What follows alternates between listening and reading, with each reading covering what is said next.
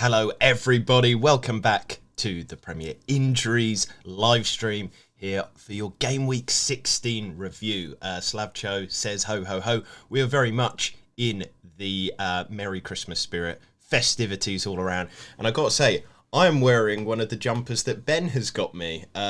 You got me this one last year. It's an Arsenal-themed Christmas jumper. I have so many.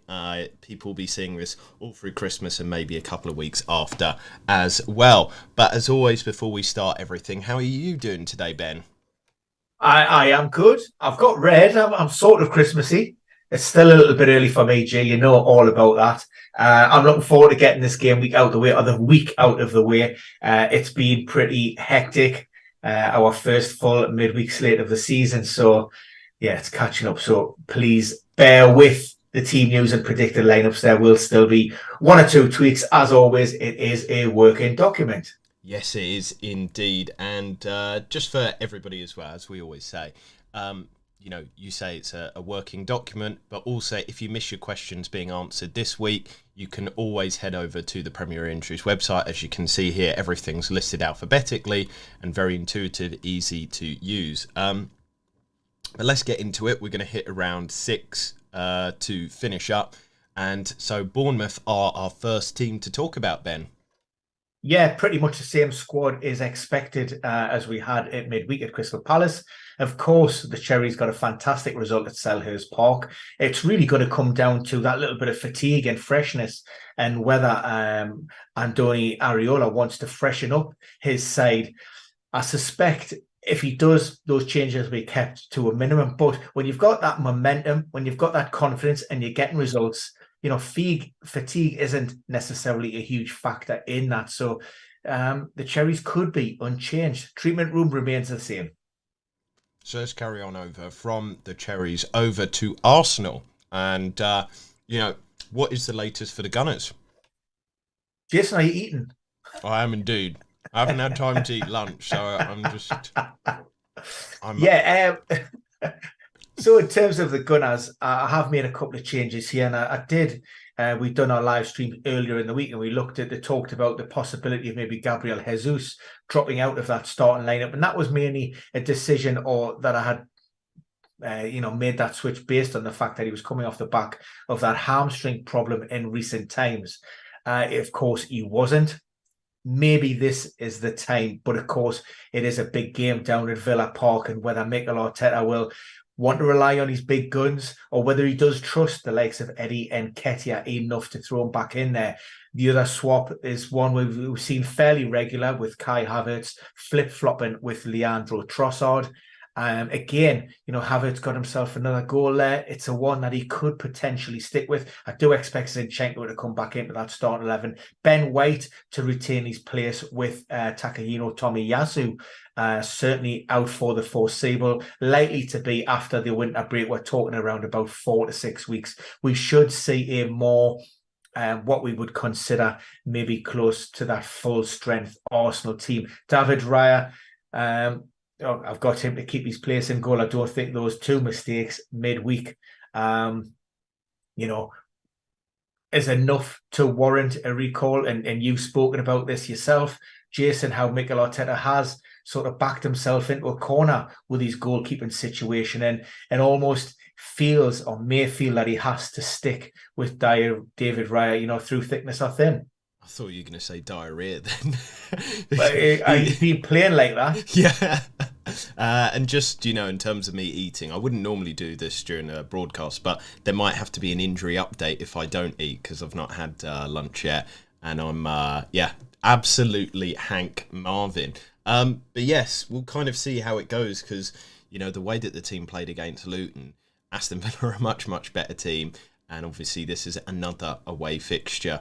And we just got to stop letting in those sloppy goals. I think that's the big thing. As you said, a couple of them were goalkeeper errors, but also it was kind of the same set piece over and over. And Marius has kindly said, bon appetit, Jason. But hopefully Arsenal will be the team having a bon appetit this weekend against Aston Villa. But what is the latest team news for the Villains? Yeah, again, no fresh injury concerns from the win over Manchester City. And of course, everybody who played in that game, and what a tremendous result it was for them, will want to be involved this weekend. They want to carry that momentum forward, get more points on the board. What a fantastic job Unai Emery has done. And he's turned Villa into some serious Champions League qualification contenders.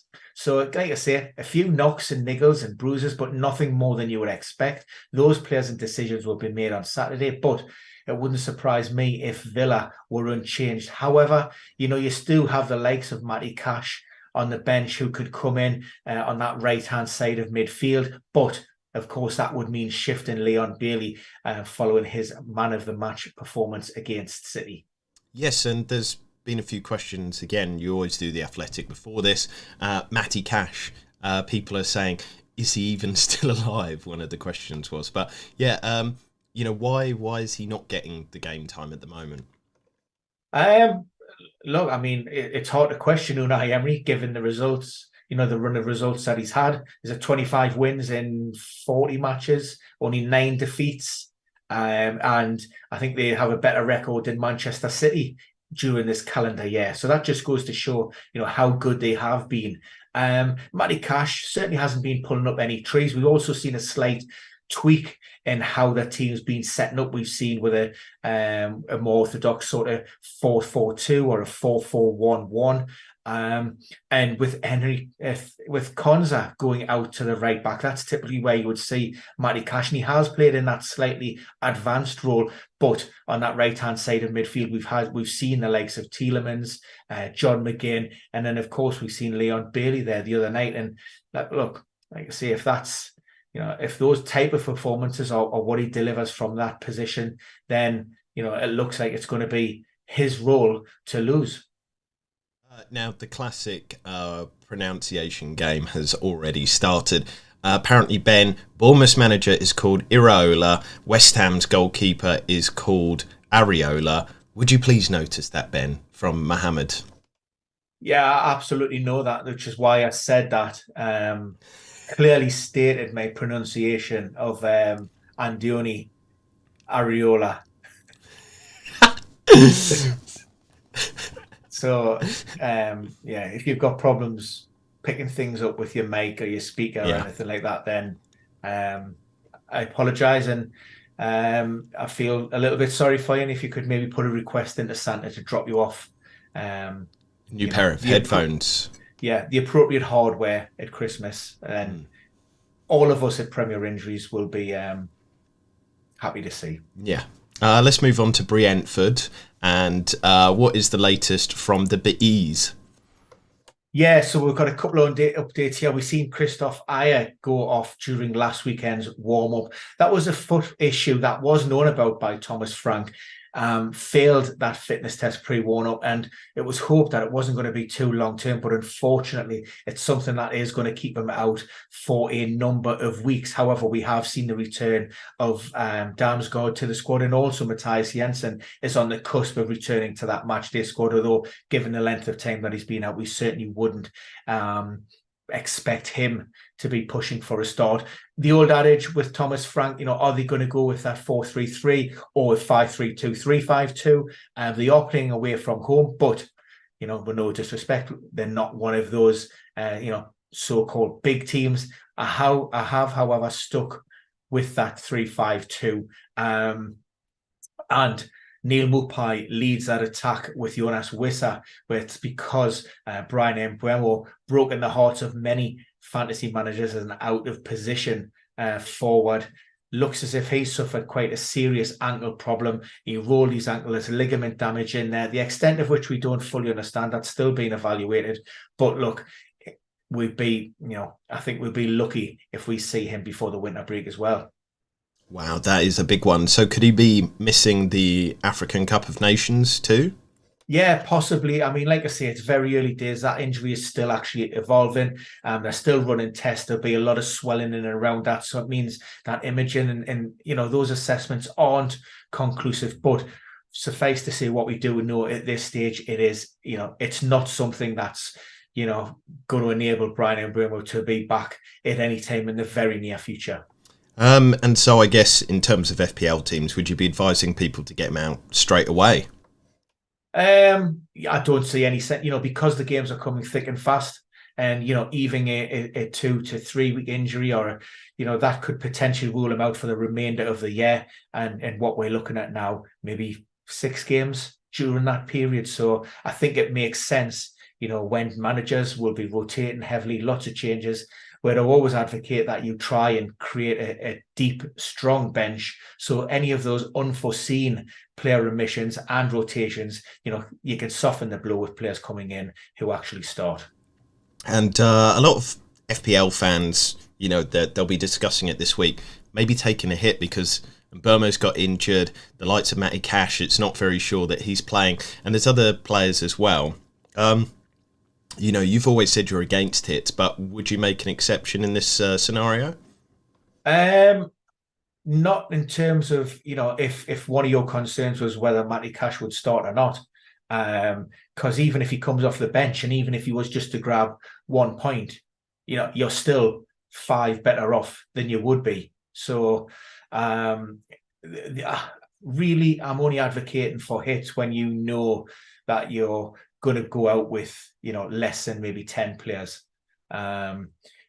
So if you're just trying to gamble on squad rotation, because, like I say, Unai Emery could surprise everyone. Matty Cash hasn't, overnight turned into a bad player. He could make changes. He could freshen that team. There will be, a few knocks and niggles and stuff. So I would rather, roll the dice, see what happens. And like I say, I'd rather take a 1 point off of Matty Cash for now than go with a -4 hit elsewhere. And still, coming off the back of a double game week, 2 matches, there are still no guarantees elsewhere that whoever you bring in is going to start and ultimately how they're going to perform and whether they'll be at optimum levels. That's a really good insight into playing the game as well. That bit of quick maths there, putting the reality of, hits into full focus. I think, quite often people see maybe the glass half full, focusing, I'm bringing a player in. But that player has to perform significantly well to get over, like you said there, a 5-point deficit. They'd have to be scoring big. And you don't often get that with defenders. Let's move on to Brighton, though. And, it's an interesting scenario there. There seems to be still some injury news defining their season. So what are the latest out of the club? Well, they will be boosted by the return of Lewis Dunk. He served a 2-match ban, and also Adam Lallana, he is fit and available for selection. So, there's a couple of players, and also Mohamed Dahoud coming into that midfield if he wants to be used. But we have seen him a little bit down the pecking order in recent times, even in and around European matches when he could have played to give other players a little bit of a rest. Always a little bit of flexibility and fluidity within the Seagulls lineup. We've seen Hinsa Wood on the left and on the right, with James Milner also on the right and left. You see Pascal Gross on the right or the left, or on the wing, or in that whole midfielder. So, he likes to chop and change these players around, which always makes it a little bit difficult when trying to do that predicted lineup. This is one that we may look to tweak, but for now, Idinga, we had the questions earlier in the week, and everybody felt as if his high rolling load for such a young player might mean, minutes on the bench, or even, starting out that, certainly out of that lineup. That didn't happen, but again, it's still an obvious threat heading into this weekend, given the fact, like I say, that Roberto De Zerbi wants to try and protect and manage the players that he currently has available. A little bit like Newcastle, a little bit like Tottenham, you can't afford to lose another player to a long-term injury, because, then the wheels will really start to come off. And just actually bringing it back to Brentford, Jarrell Stapleton has said that Ivan Toney will be back by game week 21. Now, obviously, he will probably be available, but that doesn't necessarily mean that he'll be match ready because of that sharpness. Do you see him being kind of reintroduced conservatively into the Brentford team? Everybody's assuming that he will remain at Brentford, because there's been a lot of talk and discussion around a potential sort of move away in January from the Bees. And, Brentford may be looking to cash in on their striker. I think, the way Brentford have performed so far, there is life after Ivan Toney, and I think that will serve as I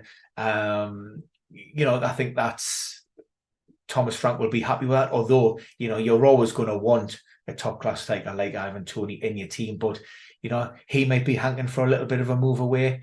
I think, once becomes available, Ivan Toney really does go straight into that team. I think he is their talismanic striker. A return to performance. Look, it is a long time on the sidelines, but we have seen him playing in a few bounce games, a few games behind the doors. Of course, it doesn't quite reflect or replicate the rigours and the intensity of the Premier League, but he has got himself a couple of goals under his belt, so it's not as if he's doing nothing at all. Yes, it might take a little bit of time to get back up to speed, but he's going to get those minutes under Thomas Frank, who is a huge fan. And the thing is obviously with Ivan Toney, we always talk about maybe the athletic side of things, players maybe being a little bit slower because of injury, refinding their feet there. But, the fact that he's not had an injury, this has just been him banned. Do you think that will make it a little bit quicker, the process for him, because, he'll be fine? Or is there a risk of maybe injury because of deconditioning and things like this?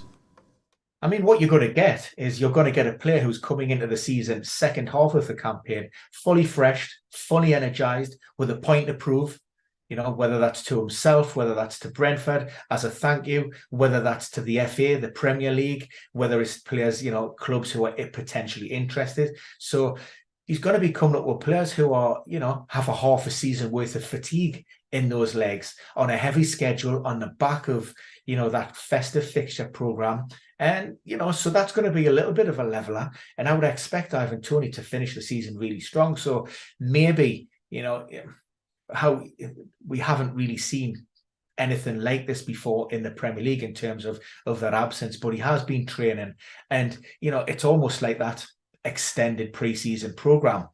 He is going to be a little bit of rust there. Of course, there is a little bit of sharpness, but, players, like I say, are going to be coming off the back of maybe 30 plus games by the time he's back, 35 games, and that heavy festive period, so they're not exactly in optimum levels of fitness. And this is where really Ivan Toney can take advantage of that. Interesting indeed. I guess the only example is Eric Cantona back in the day, but obviously we don't have XG or data at hand to be able to analyse that. So we've covered Brighton, and we're going to move on to the Clarets of Burnley. You always say that Vincent Kompany plays his cards close to his chest. Has he moved his hands out a little bit this week, or is it still very close to the chest? We did give us an update on Luka Colosho.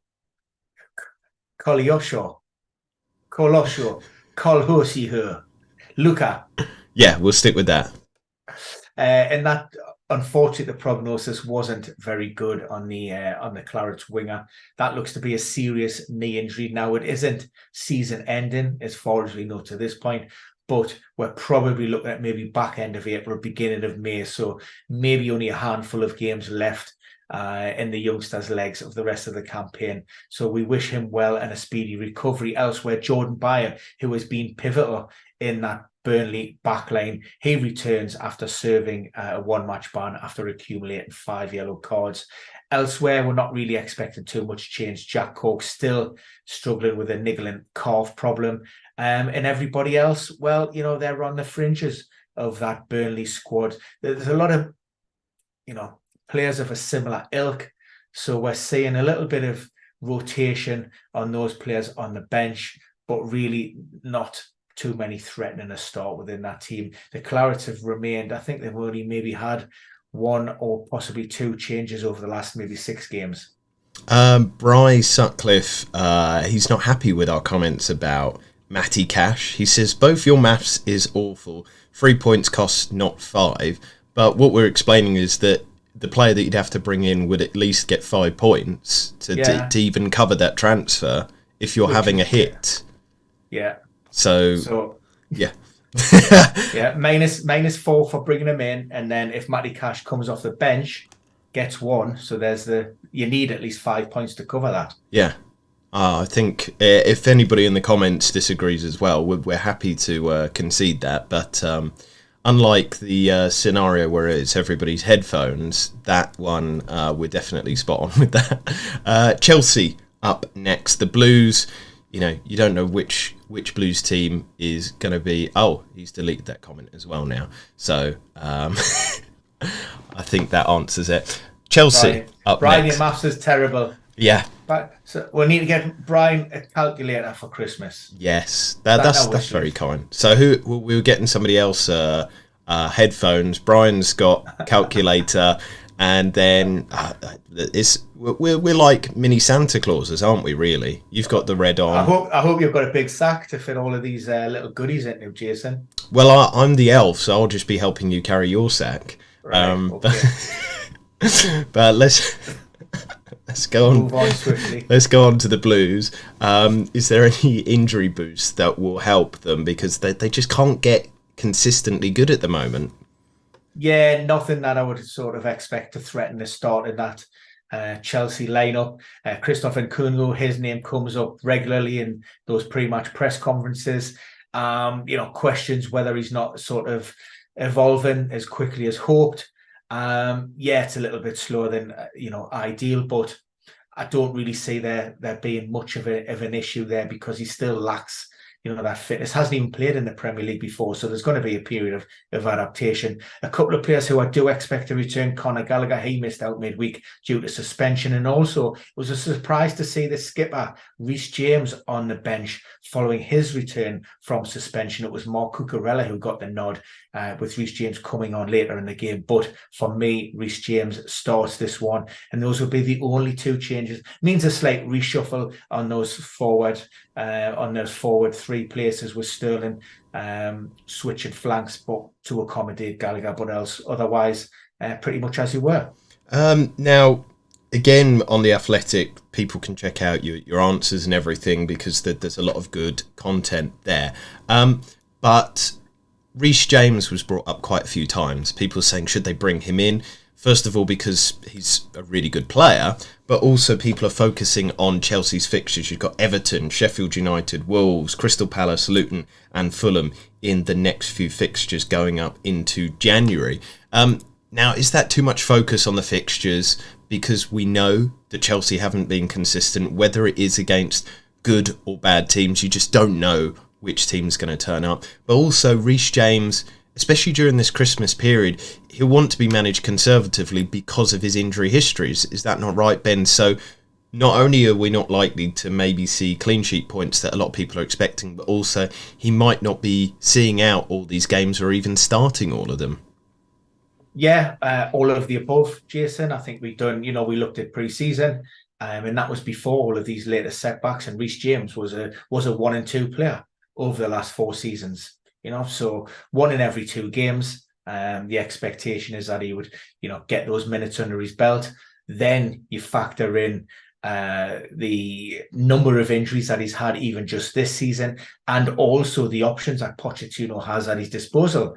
Like I said, midweek was a prime example of that. We would have expected Reece James to come back in, but he didn't. And it was Marc Cucurella with Levi Colwill on the opposite flank. So, there is options there, whether he goes with a 4-2-3-1 or even a 3-5-2 possibly. So Disasi going out there on the right-hand side. So lots of options. For me, a great player. I do like him, but at his price point, I just think Chelsea are too inconsistent, and, with no guarantees over, whether he does start at this point, especially over Christmas, then I just think he's too much of a risk. So let's continue over to Crystal Palace, and, they're not performing as we'd usually expect them to be. I think injuries, it's part of that issue. Decore's injury, obviously, the defensive shield there. But what is the kind of latest with the team? Are we going to be seeing anybody coming back maybe to boost the 11?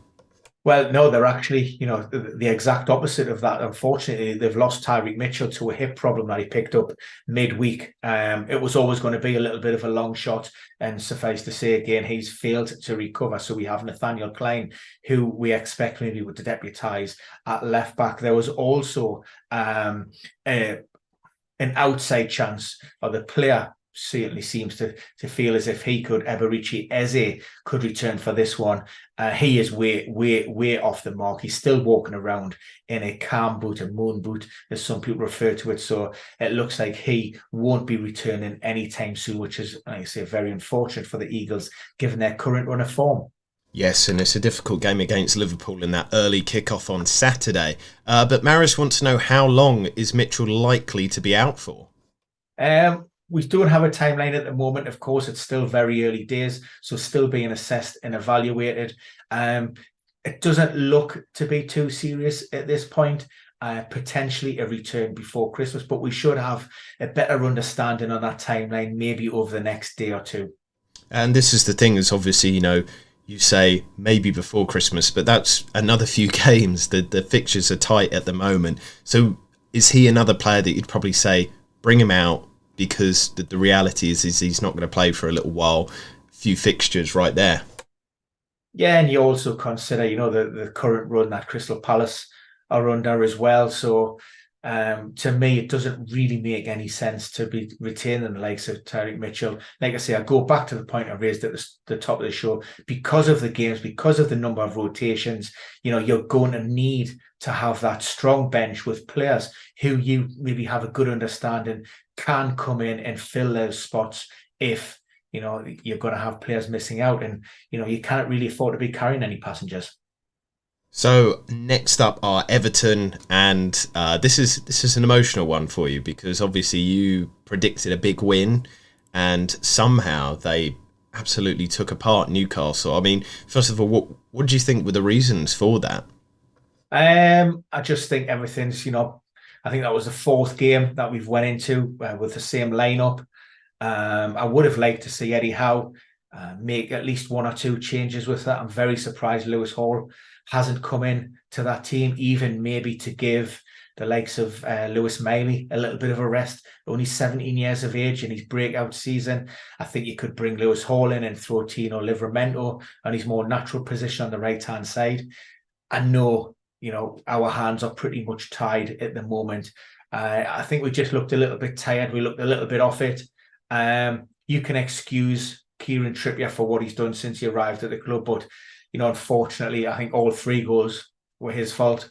The two obvious errors for the first two goals, and then he just switched off a little bit for that third one, and as a defence pushed up, he sat that little bit, that 2 yards deeper than anybody else, and Beto just, played along that line. So that was disappointing. Look, we haven't been playing great away from home. We need to dust ourselves down and try to get a result this weekend. Yes, and let's hope things turn around. Just quickly bringing it back, Igielarosi, I hope I've got that right. Perfect. Just going back a bit, I saw the Villa predicted lineup and there's no Diaby. Why do you think that, Ben?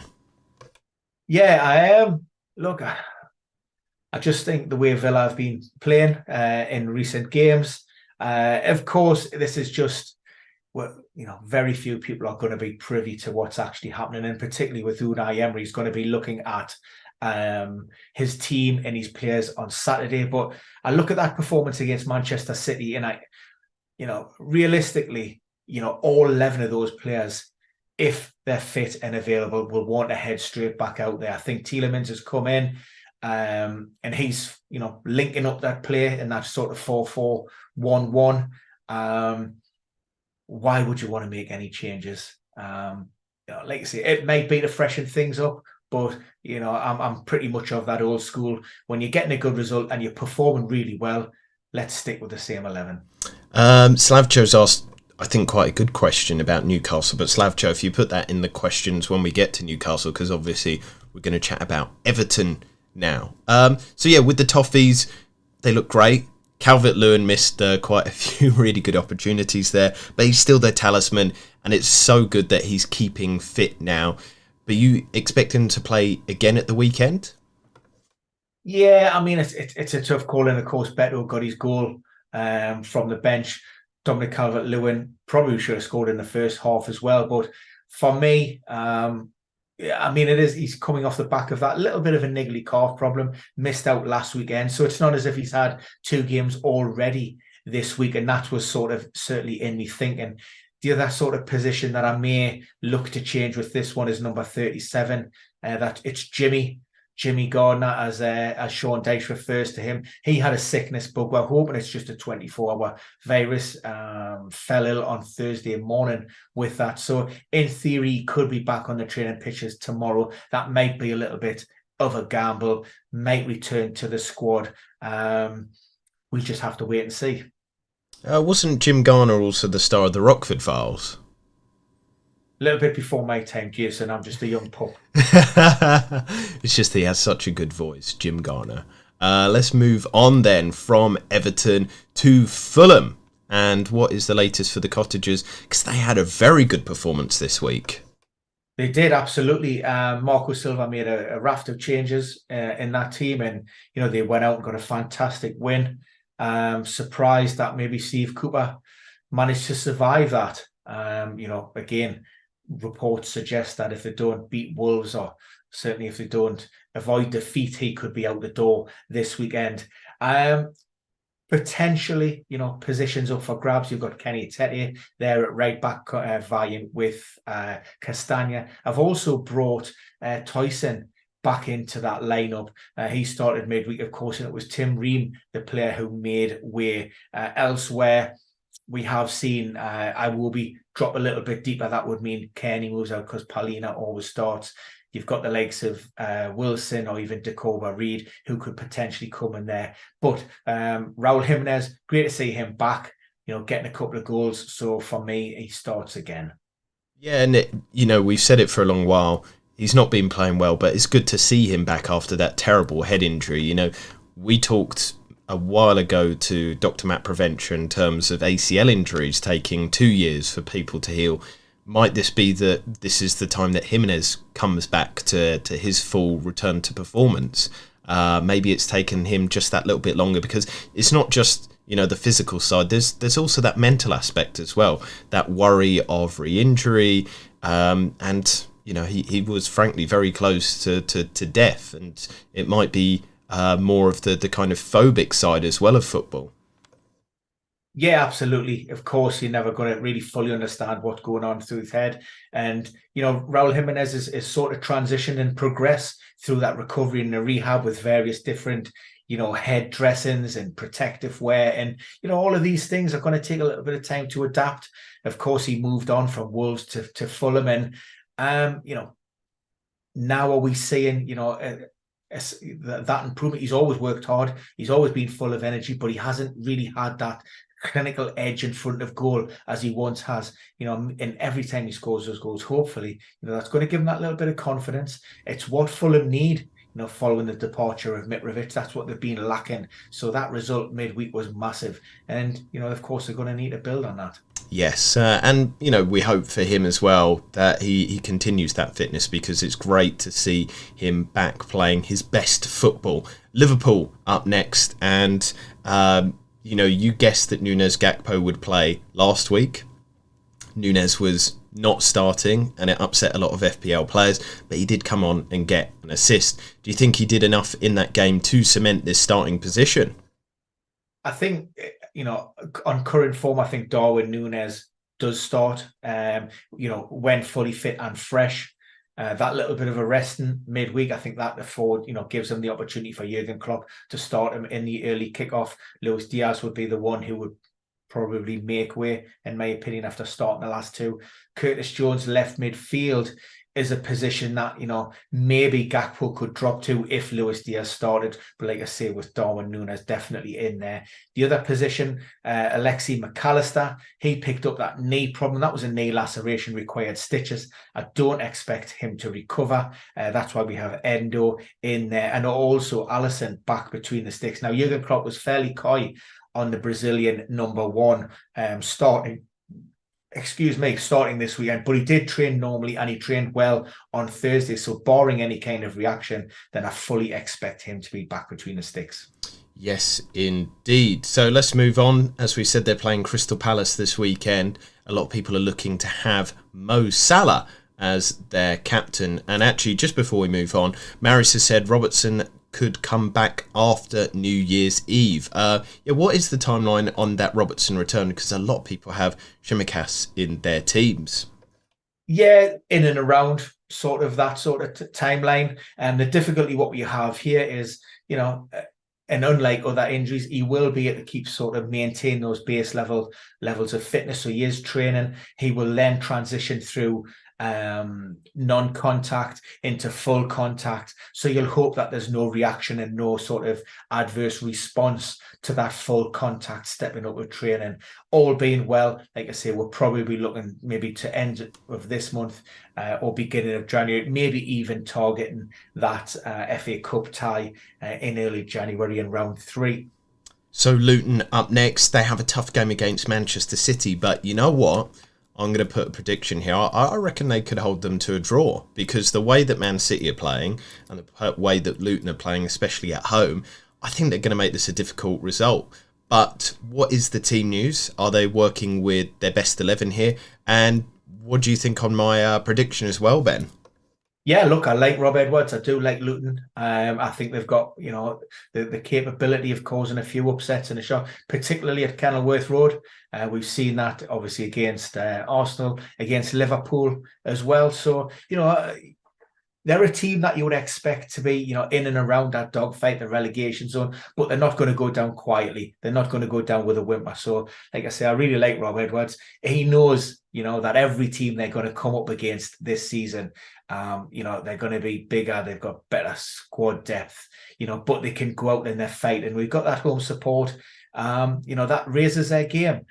The big team news is whether that Tom Lockyer can recover from that lower back problem. There could be 1 or 2 tweaks within this. Also, we've seen last weekend, the loss of Mengi to a knee problem. Did return midweek, so that's one that needs to be checked. Also, Amari Bell on the left-hand side, only recently returned from a long-term hamstring injury. Just got to be very wary and very careful of that. We're starting a lot of games in quick succession with those turnarounds. So, like I say, I will be looking at this team news if there is indeed, much FPL interest in their players. Yes, indeed. But there will be interest in their opponents, Manchester City. So let's have a talk about their 11. What is the latest there? We're seeing Rodri return, which could mean a boost against Luton. I think he was one of the main linchpins that was missing against that Aston Villa performance. But, they have been consistently inconsistent recently, haven't they? By their exceptionally high standards, I would go as far as to say Manchester City have been pretty poor. And that's why I've sort of slightly tweaked their formation from that 3-2-4-1 that we've seen in recent game weeks to a more orthodox and solid 4-2-3-1. I see that as a way of maybe just shoring up that defence. And yes, you'll point to the fact that it is just Luton that they're playing, but it's still they need to go out there because, frustratingly as an FPL manager who did own Edison and Diaz, their lack of clean sheets is extremely frustrating. So like I say, I think they need to go back to basics. A couple of sort of positions may be up for grabs. Jack Grealish is also back in contention after returning from his suspension. Also, news with regards to the fitness of Jeremy Doku, that remains a little bit unclear. Of course, he picked up that knock against Tottenham, missed out midweek, but there was no real sort of follow-up from Pep Guardiola. And of course, there was a session still to be had, as there always is. Don't expect John Stones to be starting games in quick succession either following his recent return. And we've got a question from Marius who says, so you don't fancy Haaland captain against Luton, Jason? So just answering it from my perspective, I'll throw it to you as well, Ben. No, I've got my captaincy on Mo Salah because we talked about the Crystal Palace injury news as well. There's a lot of issues there. I just think that, even though it's away at Selhurst Park, I fancy Liverpool in this one. But, never kind of go against Haaland as well. He can hurt you big time, but I think most people will be going for Haaland. He's got the highest predicted points this game week. Salah has the second most, but he's got my armband. What about you, Ben? Because obviously you play the game differently. Just talking about Salah and Haaland in their own rights, who would you captain? I'm always wary of captaining players on away grounds. I do agree with what you're saying. Liverpool expected to go down to Selhurst Park, but I think I'm going to expect, I think Luton will put up a tougher fight against City than Crystal Palace will do against Liverpool. So I'm Camp Salah. There you go, indeed. And Shamble says, Raul had one good game against one of the worst defences in the league, relax, lol. Yeah, well, we're just happy for Jimenez, I guess, as people in the kind of injury field as well. His situation was absolutely horrific. If you've seen the documentary that Wolves made, it was touch and go whether, he would play football again or even survive. And so just seeing him do well, it fills us with joy in terms of that. It's kind of like as a neutral football fan. So yes. Are the are the questions from Marius so very important? I mean, anybody can ask a question. So, Rune, if you want to ask a question, ask away. We go through almost everybody's questions, I think. Manchester United are up next. What is the latest on their 11? I'm going to go with a single change for this one. Arguably a much improved performance against Chelsea. You're talking manager of the month, player of the month, and also goal of the month award to Garnacho. I know the underlying data doesn't necessarily reflect, the results on the pitch for Manchester United, but I still think the team that faced Chelsea and got that result were better than the team, that included the likes of your Rashfords of this world. So I'm keeping changes to a minimum. I am loath to put Luke Shaw in again because I'm just thinking on that hamstring problem. I do think Erik ten Hag does prefer him at that centre-back, which unfortunately means that Lindelof would probably miss out. I put Reguilón in there, but it could quite easily be Diogo Dalot with Aaron Wan-Bissaka on the right-hand side. Yeah, it's a tough one there. But with the Shaw situation, so you don't think he'll be rested then? I said he would be rested or even flagged, from in the build-up to the Newcastle game. I think we're getting into the territory now where, that it is becoming a little bit risky. I think he spent, nigh on 3 months out on the sidelines, and then all of a sudden he's getting thrust straight back into a team, and he's been asked, to perform 60, 70, 80 plus minutes, 2-3 times a week, which is a slight worry because, as we know, fatigue and history are the two biggest red flags. Yes, indeed. Newcastle up next, and like we've discussed, tough one. Some question marks over the likes of Jamal Lascelles as well. Is he likely to play? I think you had him down as like a late fitness test or something. Fortunately, I mean, and again, we're less than sort of 24 hours after that, but it looks to be an impact injury, just a dead leg, so just a knock on that thing. Very painful, but hopefully nothing too serious. That's why we have Lascelles in there. Lewis Hall is a player who could potentially come in. I may tweak this lineup, but we don't have too many options from our bench for Eddie Howe to deploy. So our hands are tied, and of course we've got a Champions League game coming up as well next week. We got a very nice question. Well, not a question really, but I guess there is a question because there is a question mark. Apologies here. Mohammed said, bon appetit, Jason. Yes, I have finished now. He said he's watching on TV, Ben, so no headphone problems there. Just have to get a new TV then, I guess, is the answer. But he said, I wanted to donate here in live kind of support for your efforts, but there's no option to donate. Why is that? I didn't know that you can donate really on YouTube, but maybe we'll set that up. But you don't have to donate. We love doing this for everybody. But do it for the love, Jay. Don't worry. Just do it for the love. We do it for the love. But yes, so Slavcho has resent in his very good question here that I reminded him to do. So he said, is there anything Newcastle can do with the injury crisis? You hate the word crisis, Ben. Maybe you can explain why. But can they bring free agents at any time of the season, or should they wait for January transfer window? Yeah, do you want to talk us through maybe your thoughts on this? I mean, free agents are possible, but they're free agents for a reason, and the chances are that they're going to need a little bit of time to build up those fitness levels to be ready to be playing in the Premier League, and by the time that happens, the majority of these players will be fit and ready, returning from injury. So that doesn't necessarily that's not maybe a viable option. January again. the transfer window. We're going to be identifying targets, but they've got to be the right players for the squad. Everybody knows and talks about the unity within Eddie Howe's squad and how Newcastle players all play for each other. You don't want to disrupt, that team. They need to be the right personalities. They need to be the right players to build within that team. And also, like I say, they've got to be better than what we've already got. In January, yes, we're backed by Saudi, but we're still governed by the same, financial restrictions that are imported across everybody in that league. So our hands are tied in how much, we can spend on bringing players in. And also, those players who are going to improve the squad, other teams aren't, going to be, are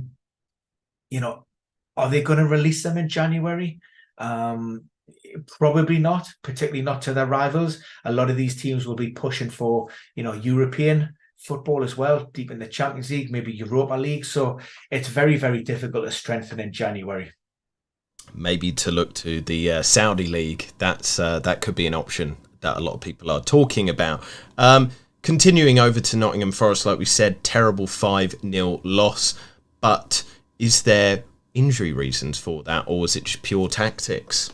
Yeah, generally the fitness and health of the Forest squad is really good. There were a couple of niggles heading into that game. Danilo wasn't feeling 100% due to illness. Chris Wood had tweaked a knee problem in the game previous. That's why he dropped out. For Divock Origi, he wasn't 100%.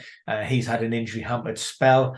Also, we've seen Sangora come off in recent games. That's off a pretty nasty virus. But look, Steve Cooper does have options this weekend. So purely it will come down to his tactics, his setups, and you can't really hide behind the lack of players available for his recent poor run of results. Let's quickly run through Sheffield United, Ben.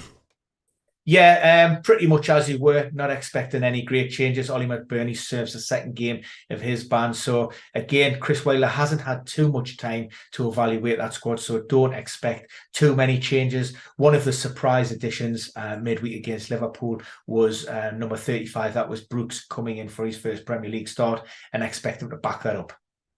Just turning it back really quickly to Nottingham Forest. Some people have asked, any chance of Turner returning with Steve Cooper's job at risk? I mean, is it down to the goalkeeper, these issues? No, I don't think it's as simplistic as that. Look, is it an option? Yes, because, like I say, when you're on a poor run of results, when you concede 5 goals, you will look at everything. And Matt Turner will be knocking on the manager's door saying, give me another opportunity, boss. I want to go out there and I want to prove you wrong. I want to make sure we turn these things around. So is it a possibility? Of course it is.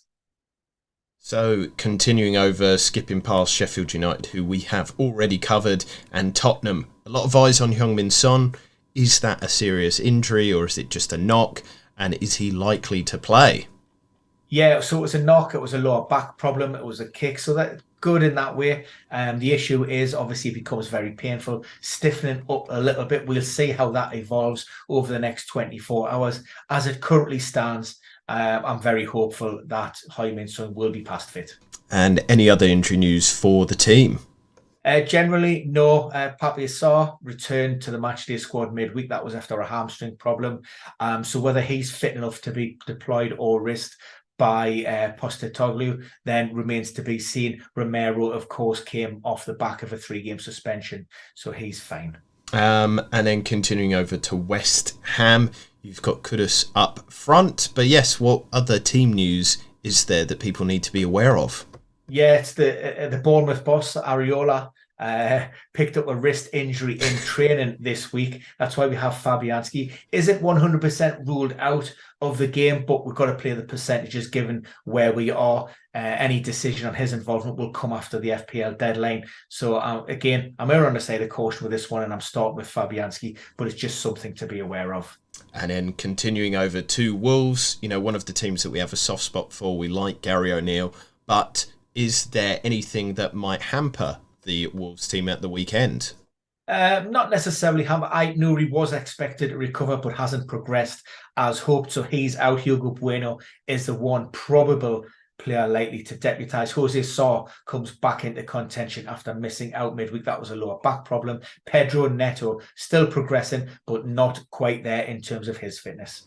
Well, there you go, everybody. Thank you for tuning in. Make sure to subscribe to the channel, like the video, share it with friends, and we will be back once again very, very soon, bringing you the latest injury news. But from now, for both of us, I think Ben and I are going to have a well-deserved rest. We are exhausted from this jam-packed week, but we wish you the best of luck in FPL and wish you the best of health and fitness over your week.